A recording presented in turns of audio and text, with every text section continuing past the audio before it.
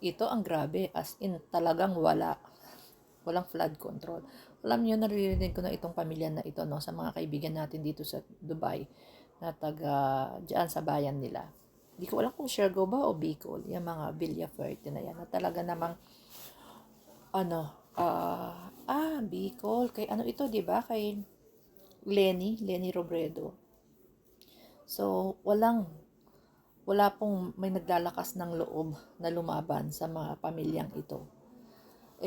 Ayon po doon sa mga mamamayan nila is talagang takot.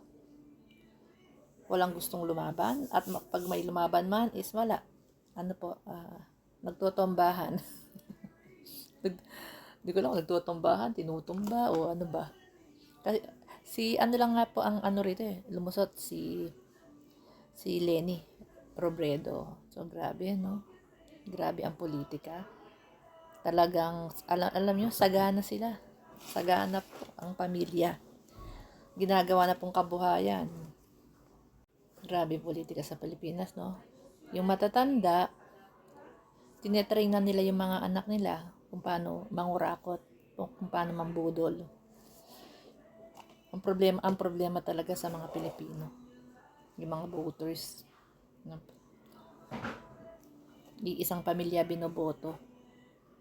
Diyan po pumapasok yung yung corruption kasi taki pa niyan pag magkakamag-anak. Tandaan po natin, talagang malinis, tahimik kasi lahat takot, 'di ba?